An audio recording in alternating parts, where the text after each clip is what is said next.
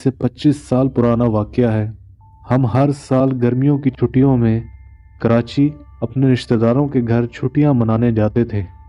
हमारे काफ़ी रिश्तेदार कराची में रहते हैं और इस तरह हम तकरीबन 1 से 1.5 महीना हर साल कराची में ही गुजार के आते थे। हमारी फुप्पो ने कराची डिफेंस में एक नया घर खरीदा। वो 1 कनाल का ट्रिपल स्टोरी घर था। वो थोड़ा सा यूज्ड घर था और जो पहले लोग वहाँ रहते थे उन्होंने हमारी फुप्पो को बताया था कि इस घर में नेक जिन्नात का बसेरा है। तो उन्होंने कुछ मकामात की निशानदही की थी कि इन जगहों पे आपने ख्याल रखना है कि कोई पाकी नापाकी का मसला ना हो।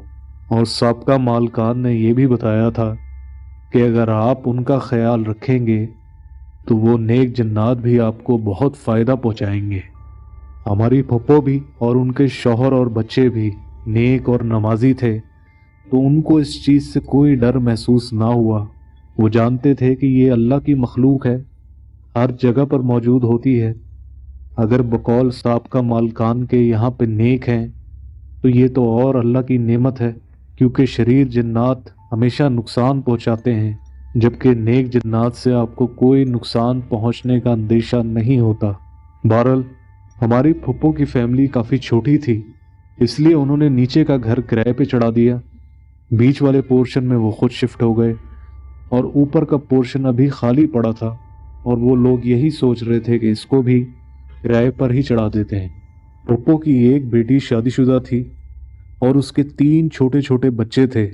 वो जब भी फुप्पो से मिलने के लिए उनके घर आती तो आप जानते हैं बच्चों को संभालना तो बहुत मुश्किल काम होता है।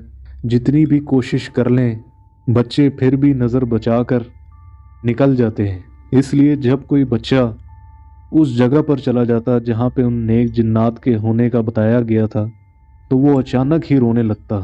वो इतना ज़्यादा रोता कि उसको चुप कराने में कई घंटे लग जाते।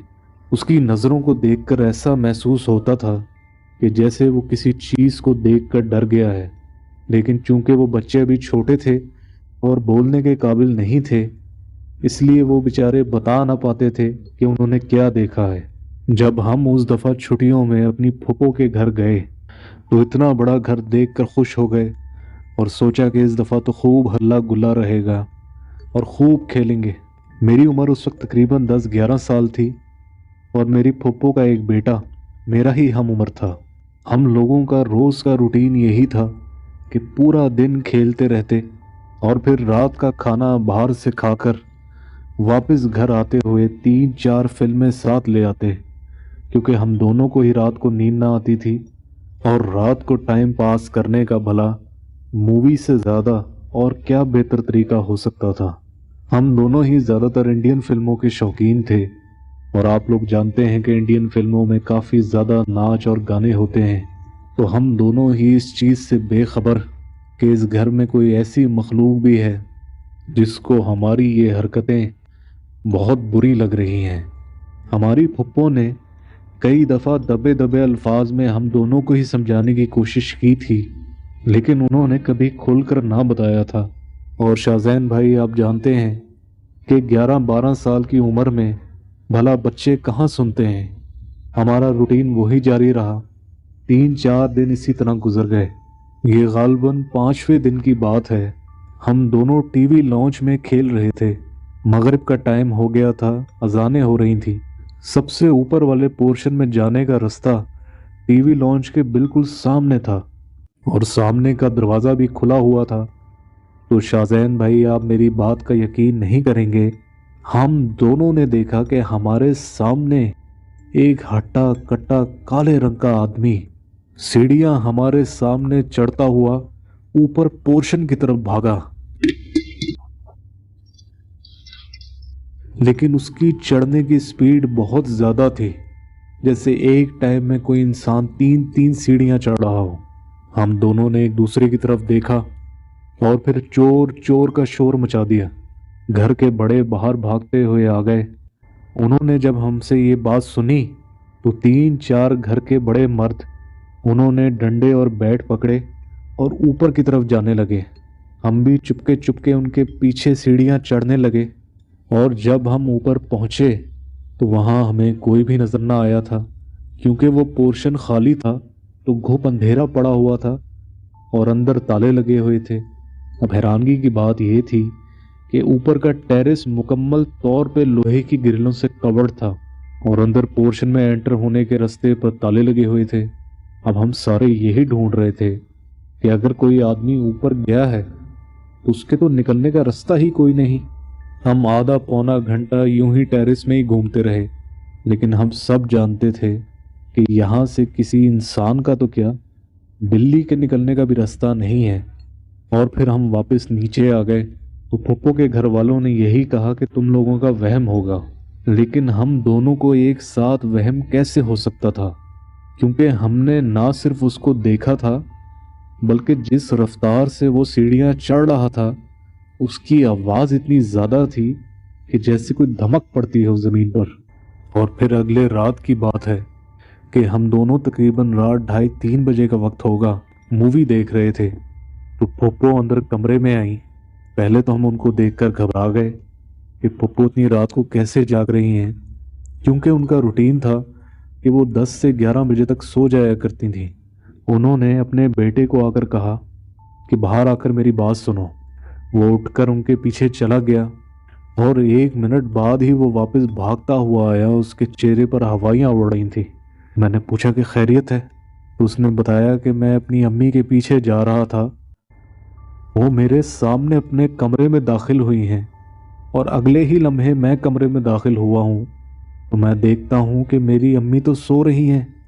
میں نے اپنے کزن کو دلاسا دینے کے لیے کہا کہ یار ہو سکتا ہے کہ وہ جا کر سو گئی ہوں، لیکن وہ ماننے کے لیے تیار نہ تھا، کیونکہ اس کے مطابق پھپھو کے کمرے میں داخل ہونے میں اور اس کے داخل ہونے کے درمیان جو وقت لگا وہ ملی سیکنڈز تھا۔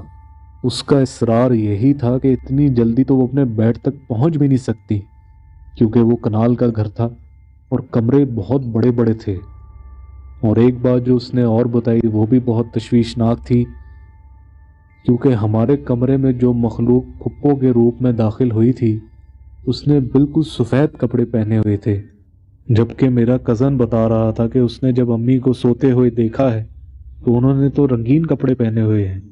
بھلا ملی سیکنڈز کے اندر وہ کیسے بیڈ پر کپڑے بدل کر جا کر سو گئیں؟ میں نے خود بھی آیت الکرسی پڑھی اور اس کو بھی آیت الکرسی پڑھنے کا مشورہ دیا اور ہم دونوں ہی ٹی وی بند کر کے لیٹ گئے۔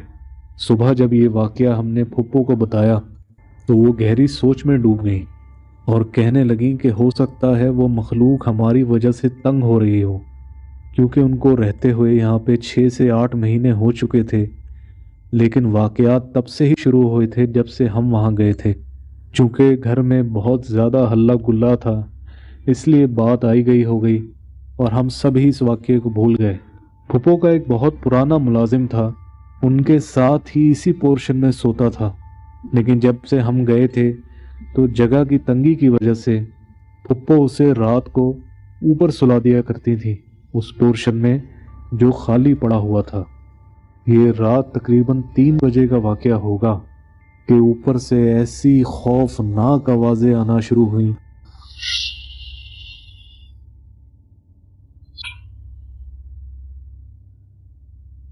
شاہ زین بھائی میں آپ کو بتا نہیں سکتا، وہ آوازیں آج بھی میرے رونگٹے کھڑے کر دیتی ہیں۔ وہ ایسی زوردار دھماکوں کی آوازیں تھیں کہ جیسے بہت سارے اینٹوں کے ٹرک ایک ہی وقت میں اینٹیں نیچے گرا رہے ہوں، یا پھر جیسے بم کے گولے پھٹ رہے ہوں۔ وہ آوازیں اتنی زیادہ خوفناک تھیں کہ ہمیں لگا کہ وہ چھت ہمارے اوپر گر پڑے گی۔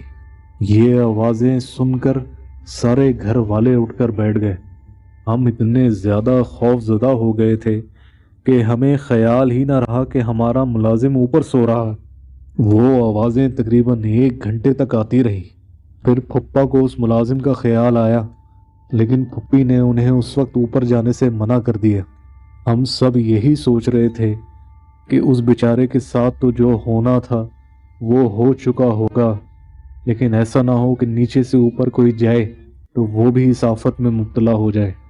وہ رات ہم سب نے ایک ہی کمرے میں جاگ کر گزاری۔ ہم سب کے اندر پھپھا ہی سب سے زیادہ بہادر تھے، تو جب صبح ہوئی انہوں نے اوپر جانے کی دوبارہ کوشش کی تو پھپھو انہیں اپنی قسمیں دینے لگیں اور اوپر جانے سے منع کر دیا اور کہنے لگیں کہ تھوڑا ٹائم اور گزرنے دیں، پھر کسی مولوی صاحب کو ساتھ لے کر اوپر جائے گا، کیونکہ مجھے نہیں لگتا کہ وہ اب زندہ بچا ہوگا۔ تو 9 بجے کے قریب پھپھا جا کر ایک مولوی صاحب کو لے کر آئے، ان کو سارا واقعہ بتایا تو مولوی صاحب نے پڑھائی شروع کر دی اور پڑھائی کرتے کرتے پھپھا کو لے کر اوپر چلے گئے۔ تھوڑی دیر بعد جب وہ واپس آئے تو ان کے ساتھ وہ ملازم بھی تھا۔ وہ حیرت بھری نظروں سے ہم سب کو دیکھ رہا تھا کہ جیسے پوچھ رہا ہو کہ کیا ہوا ہے۔ تو ہم سب نے بجائے اس کی خیریت پوچھنے کے سب سے پہلا سوال یہی کیا کہ تم بچ کیسے گئے؟ وہ بیچارہ خوفزدہ حالت میں ہماری باتیں سن رہا تھا، لیکن اس کے مطابق اس نے تو رات کو کچھ بھی نہیں سنا۔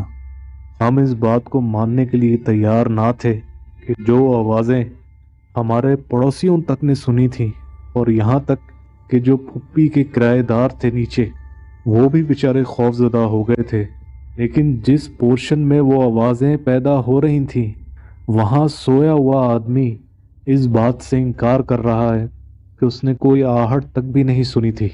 بہرحال مولوی صاحب نے وہاں ایک حصار کھینچا اور اس میں بیٹھ کر پڑھائی کرنے لگے۔ پھر جیسے وہ کسی سے ہم کلام ہوئے، سلام دعا کے بعد بات چیت شروع ہوئی، لیکن ہم سب کو مولوی صاحب کے علاوہ نہ کوئی نظر آ رہا تھا اور نہ ہی کوئی سنائی دے رہا تھا۔ مولوی صاحب نے کچھ دیر ان سے باتیں کی، پھر ان کو سلام کر کے حصار سے باہر آ گئے۔ تب انہوں نے اس مخلوق کی ناراضگی کی وجہ بتائی۔ ان مولوی صاحب نے ہم دونوں کی طرف اشارہ کرتے ہوئے کہا کہ وہ ان دونوں سے بہت ناراض ہیں، کیونکہ جس وقت ان کے تہجد کا وقت ہوتا ہے اور فجر کی نماز قریب ہوتی ہے، یہ دونوں بچے بیٹھے فلمیں دیکھ رہے ہوتے ہیں، جس کی وجہ سے ان کی عبادت میں خلل پیدا ہوتا ہے، اور اسی وجہ سے وہ مخلوق غصے کا اظہار کر رہی تھی۔ ہم نے اسی وقت اونچی آواز میں مولوی صاحب سے وعدہ کیا کہ آپ اس مخلوق کو کہہ دیں کہ ہم آج کے بعد نماز کے ٹائم کوئی فلم وغیرہ نہیں دیکھیں گے اور رات کو بھی جلدی سو جایا کریں گے۔ اس کے بعد بھی ہم تقریباً 20-25 دن وہاں اور رہے، لیکن ہم نے اپنا وعدہ نبھایا اور اس مخلوق نے بھی اس کے بعد ہمیں کبھی تنگ نہ کیا۔ شاہزین بھائی، اس واقعے کو گزرے ہوئے تقریباً 20 سال ہو چکے ہیں، لیکن اس آدمی کا اوپر سیڑھیوں میں بھاگنا اور اس مخلوق کا پھپھو کے روپ میں ہمارے کمرے میں آنا اور وہ ہولناک آوازیں جو اوپر کے پورشن سے آئیں، وہ آج بھی میرے ذہن میں ایسے نقش ہیں کہ جیسے